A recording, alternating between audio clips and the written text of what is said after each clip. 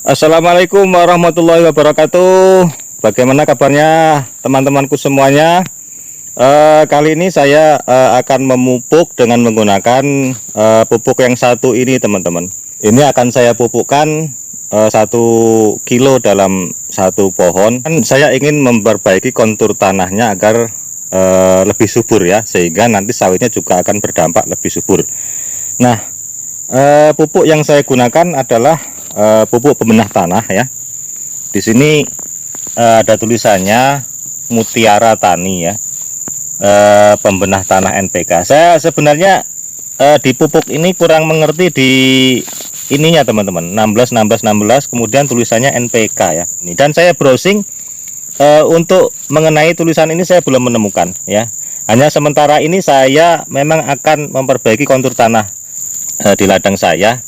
Dan ini tulisannya juga sudah benar, pembenah tanah, kemudian kandungannya juga benar ya, yaitu dia mengandung CaO kemudian MgO. Di sini ada CaCO3 plus MgCO3.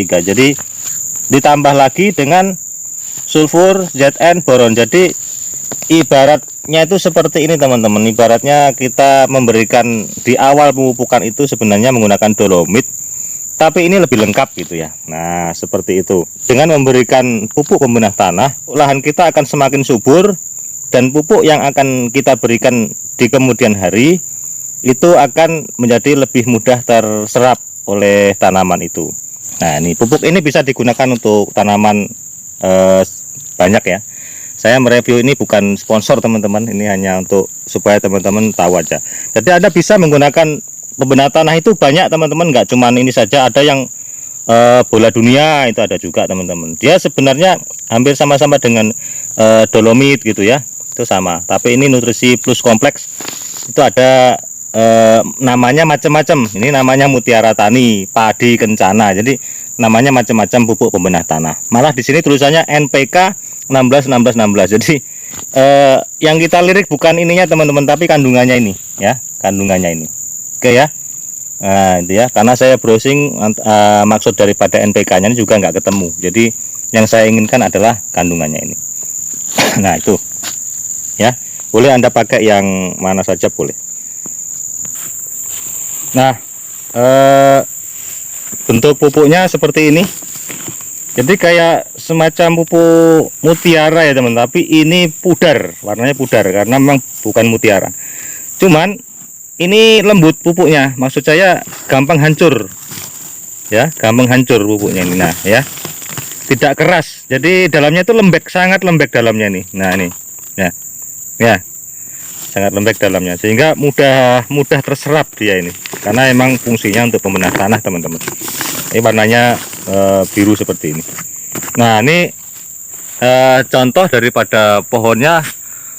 Jadi modelnya seperti ini, kurang maksimal untuk apa namanya, warna daripada pelepah dan daunnya sedikit agak pucat ya.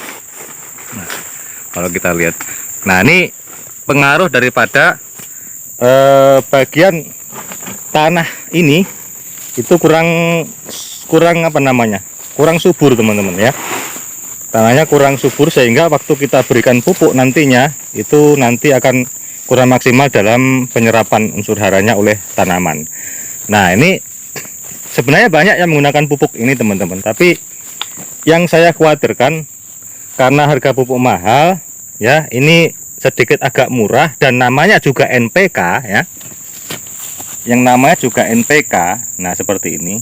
Jadi itu bagian teman-teman petani saya takutkan hanya pakai ini saja, itu jangan, teman-teman.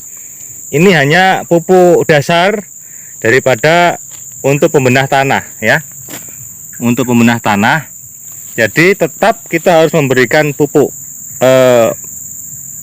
makro ya, seperti biasanya. Dan ini dipupukkan di awal sebelum kita mupuk makro. Nah kemudian cara mupuknya cukup ditebar begitu aja, teman-teman.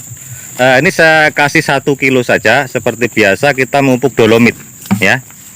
Saya kasih 1 kilo saja, seperti biasa kita memupuk seperti memupuk dolomit. Nah hanya ini kandungannya lebih lengkap. Nah seperti itu. Nah ditabur seperti itu saja ya. Nah ini untuk seduluran. Nah ini Anda perhatikan, baru ditabur itu sudah langsung seperti ini teman-teman bentuknya ya. Nah, pecah yang kena daripada tanah yang lembab.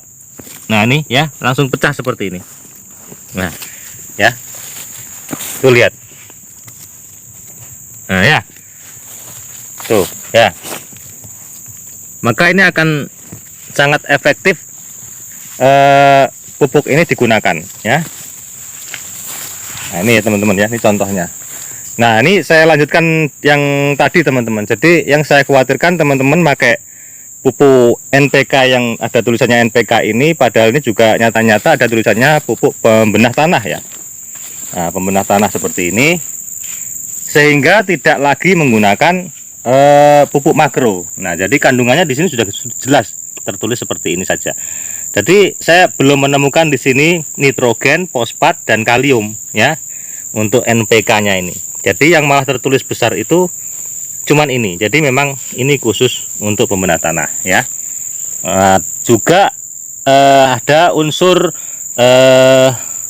mikro lainnya seperti sulfur, Zn dan boron. Nah itu ya teman-teman. Itu yang bagus di pupuk ini tuh itunya. Nah, semoga saja bagus teman-teman ya. Jadi sekali lagi Anda juga bisa menggunakan pupuk pembenah tanah yang lainnya. Saya kira juga banyak ya. Nggak cuman ini salah satu contoh aja teman-teman, salah satu contoh aja. Nah tuh ya, jadi maksud kita pupuk dengan seperti ini, di samping kita memberikan magnesium, kita juga memberikan unsur hara yang lainnya.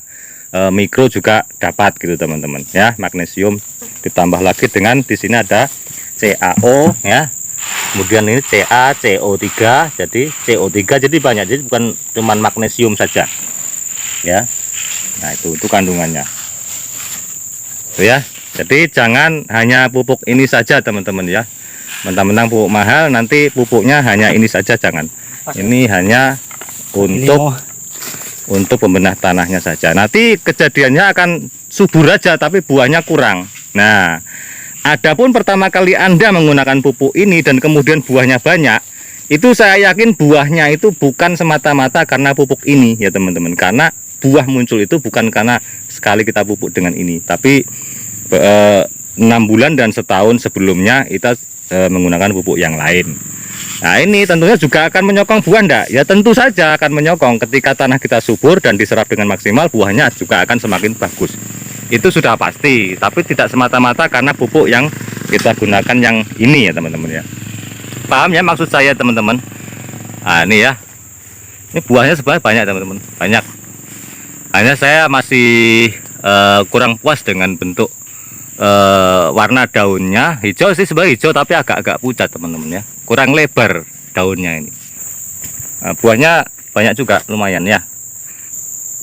Nah seperti itu ya.